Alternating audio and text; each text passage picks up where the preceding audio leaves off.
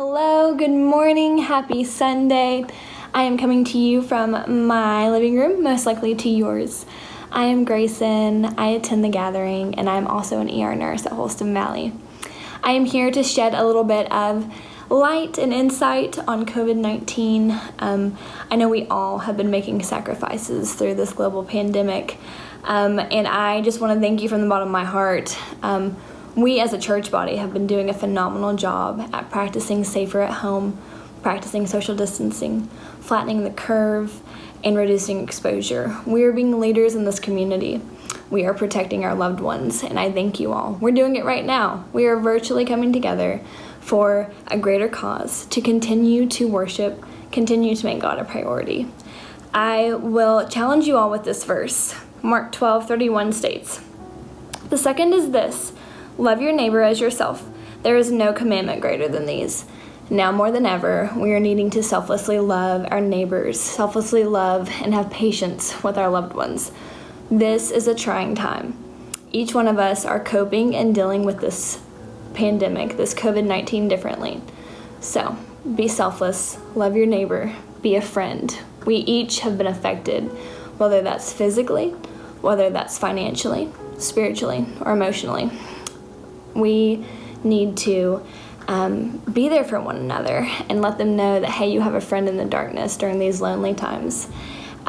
Let us as well pray for our nation, pray for our leaders during hard decisions, and continue to just be a leading example for these Tri-Cities areas. So again, thank you all for all the thoughts and prayers that you all have sent me, and the encouragement, and is heard and it is appreciated. Hi, I'm Kathy. For those of you that don't know me, I sing in the Joy and Chancel choirs, and I'm a nurse at Bristol Regional Hospital. I've been a nurse in critical care for 25 years, and I want to share with you a testimony where God helped me through a terrible dilemma in my career and my life recently. In January, I experienced a terrible increase in back pain, which had been working up for a while, and by the 31st, I was unable to work. I just did not know what to do. For several months, I had the feeling I needed to make a change in my life from a job that was high stress and did not allow me to come to church much and do many things that I love. But I was afraid. I was afraid to abandon my career of 25 years. I was afraid to let go of my job. I was afraid no one would believe my pain and would offer me any solutions but maybe pain medication. The key word was afraid. Each day before I went to work, I would ask Jesus to walk beside me as I rode the elevator up to the 3rd floor at Bristol. And he did help me, but the pain got worse and worse, and I was even having trouble walking. Other nurses noticed, and it was embarrassing. I applied for other jobs thinking that might be a solution, but never heard a word, even though I was an excellent candidate for those jobs. I was crushed and disappointed. But when I finally prayed, God, do whatever you need to do, no matter what it takes, to take me out of this situation and help me, things started to happen like clockwork. My medical doctor took me off work. I started arranging things for possible retirement. My MRI revealed a problem which could be fixed, but it justified me being off work, so there was no argument from my administrator.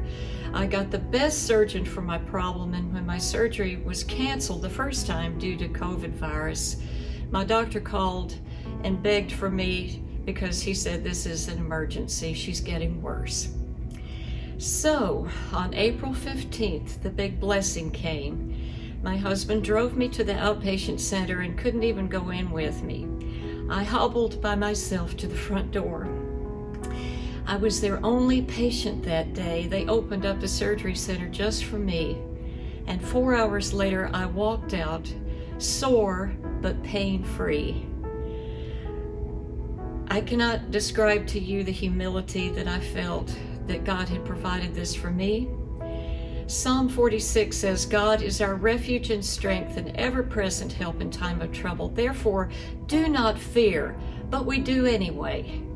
And we hold back. But if we just let go and let God lead, our problems will turn out much better, because He's a lot smarter than I am, and He knows what I need much better than I do. Hope I get to see everyone soon. God bless everyone.